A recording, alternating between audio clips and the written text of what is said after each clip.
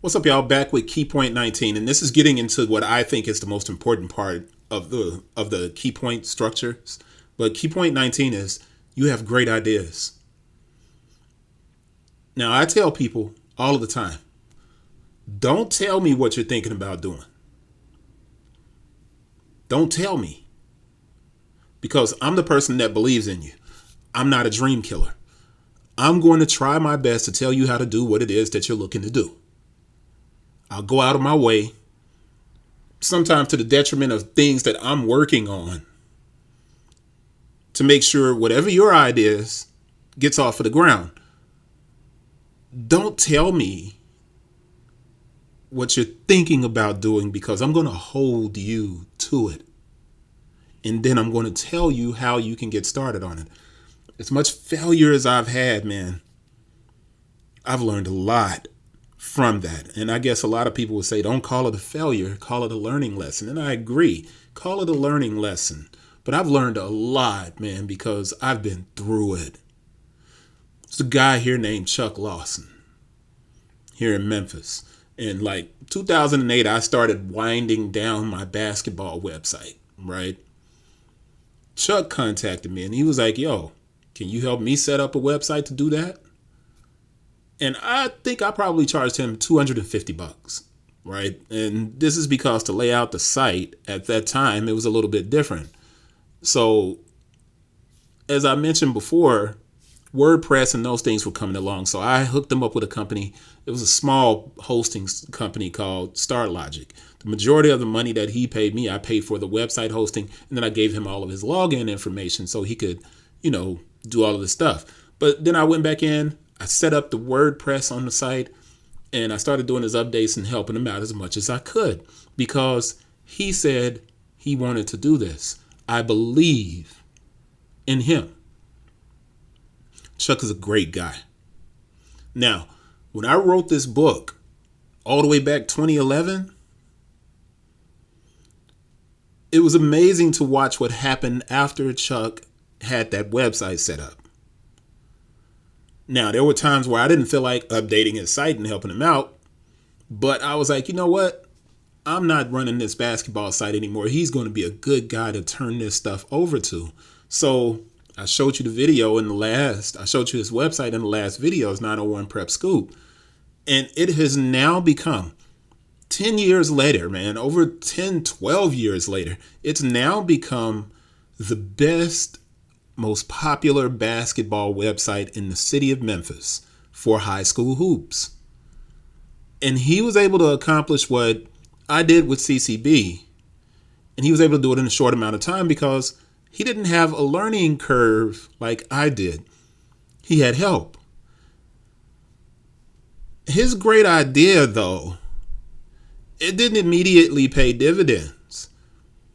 Now, understanding the monetization and all of this different stuff, all of my experience with that helped to set him up in a different way, and he started to make money, but he also moved on, branded himself, and launched a talk radio show. Now, granted, it was on AM, but think about this.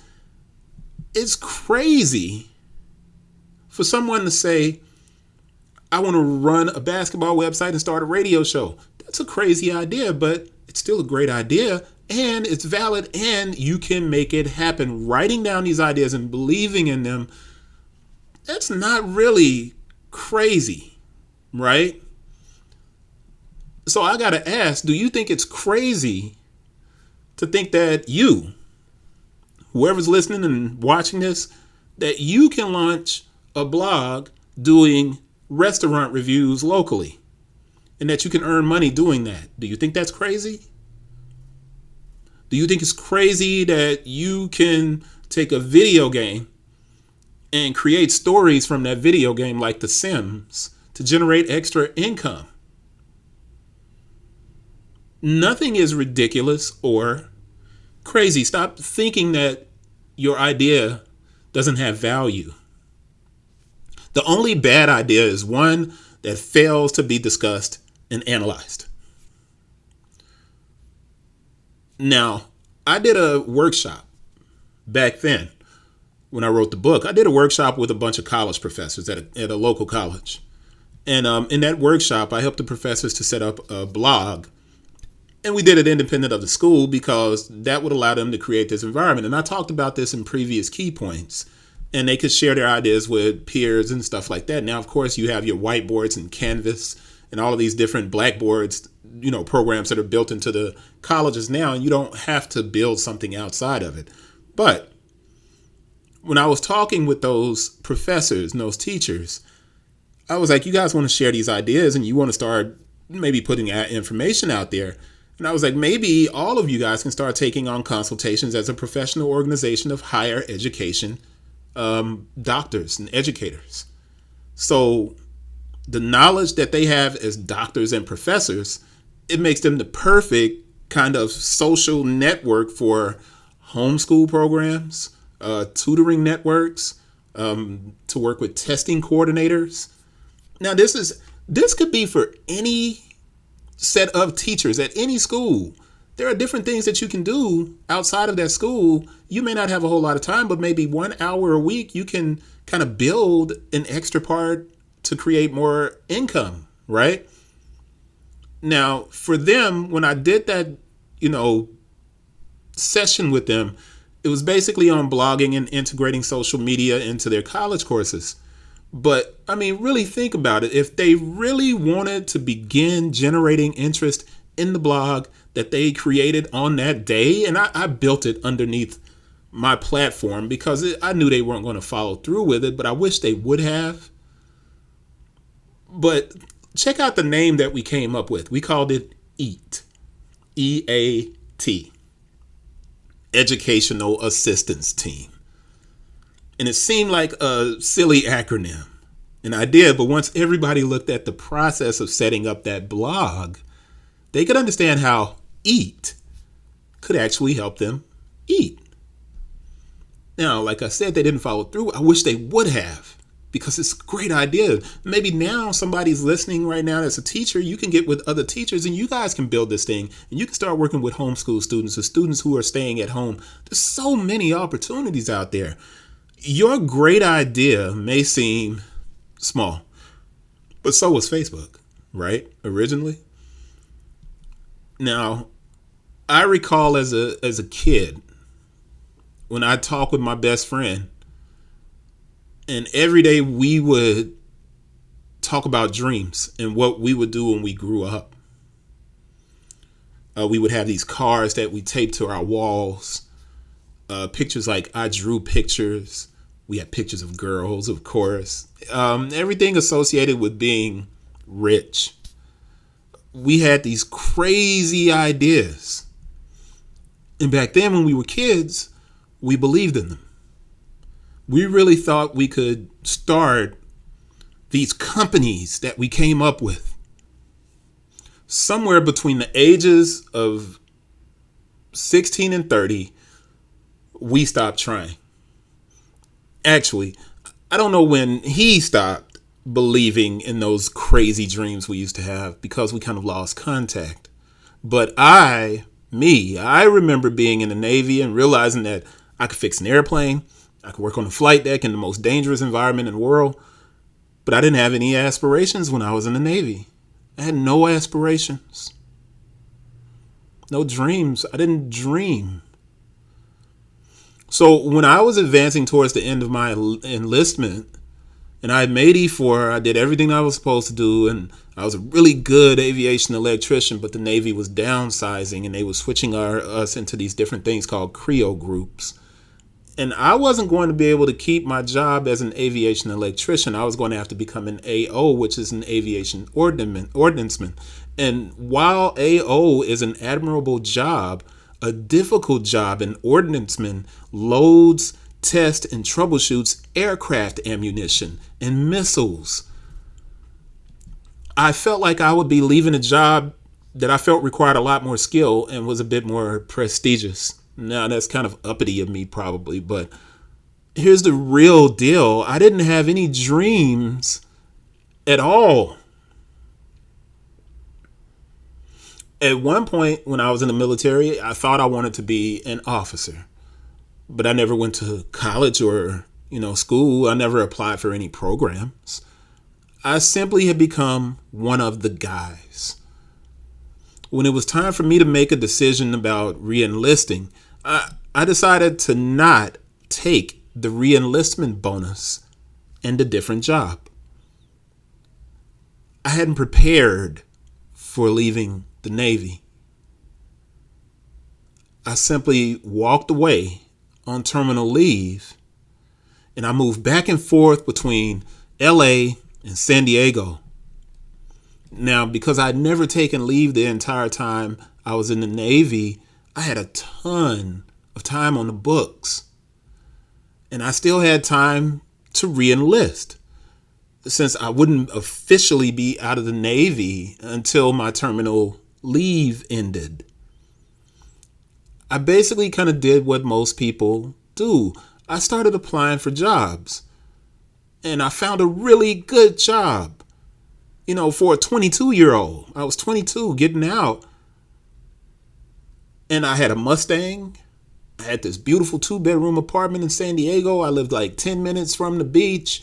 The problem was I didn't have any goals other than making money. So I was working a lot of hours at this job that I got, and it was a good job.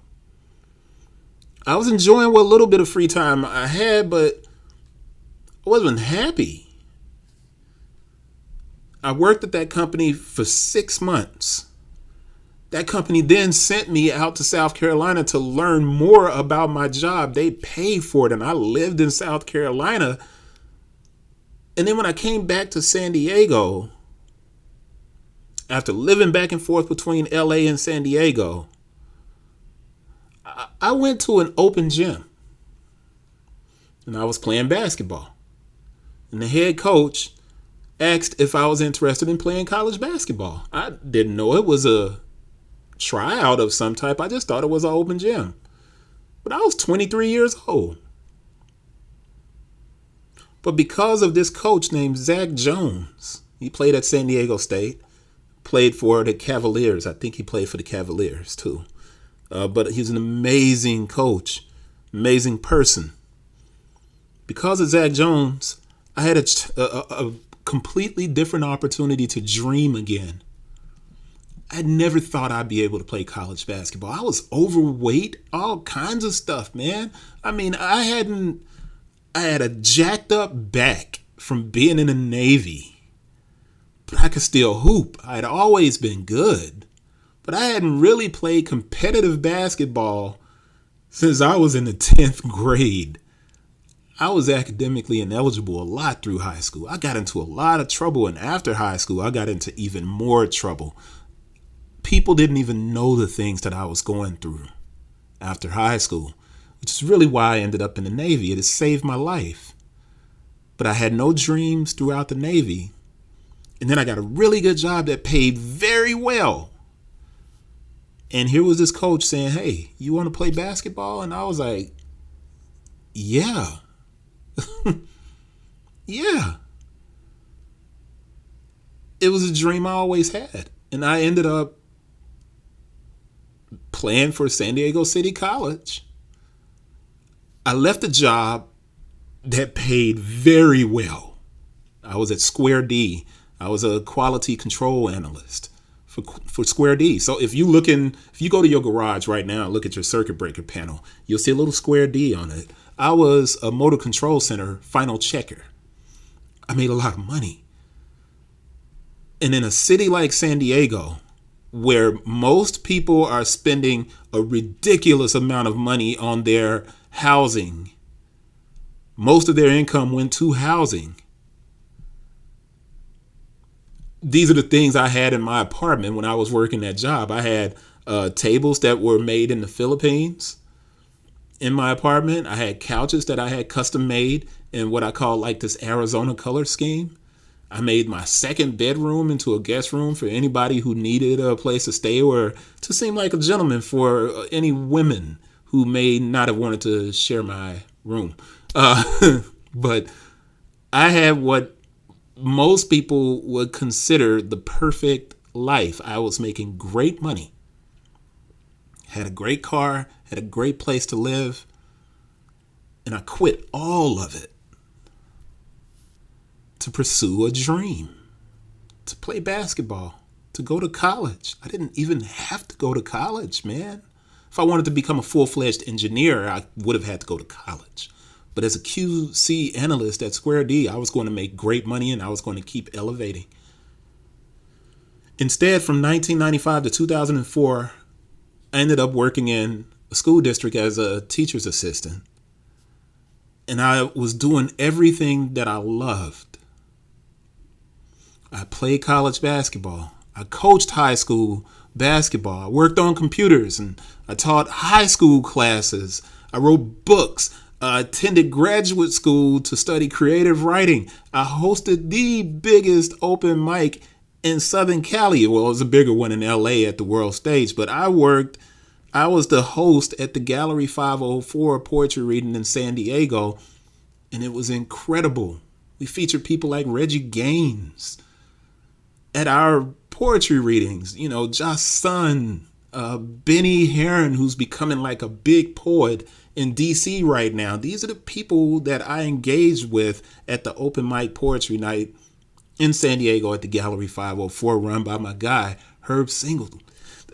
Herb Singletary, man, the guy's an amazing person. He was completely selfless and created this art gallery where we would do poetry.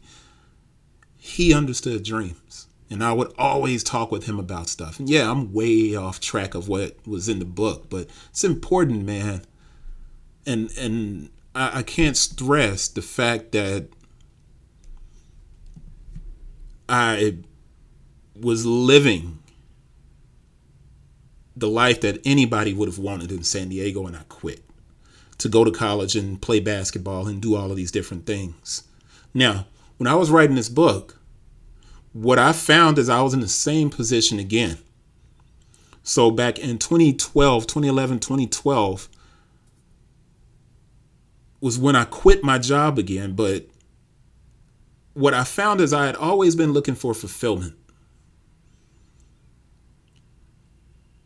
I quit a tenure track position at a 4-year college.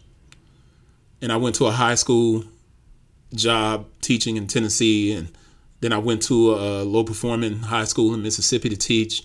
And I did that stuff all while starting my sports website and shoe company. But I still didn't feel accomplished. And I lost a bunch of money. And I made a bunch of money. And I still owe on school loans, right?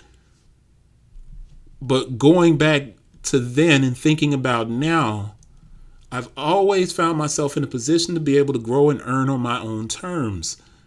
And I've taken this kind of long and uncertain road, and it's the exact same kind of uncertain long road I took when I decided to leave the Navy. And just like when I decided to quit the job at Square D, I made a decision to dream then. And just like at that time, even now, as I'm reading this and I'm looking at something that I wrote over 10 years ago, my life changed because I decided to dream. I believe in dreams, and I believe in great ideas. And I realized that no one is really going to help if I don't put forth any effort myself. I also realized that no one will help me even if I do put forth the effort. So it's not, black and white, man. You can do everything right and people may not help. But you can do everything right and someone may help. My ability to make my dreams reality are based solely on my desire and willingness to sacrifice and work. No one can tell me that they can't do something because I won't listen. People will tell me their problems and I'll respond to them. Those aren't problems. Those are just your reasons for giving up and failing. Anybody listening to this, you have a great idea within you. No idea is dumb. The only ideas that are bad are those that are not discussed and analyzed.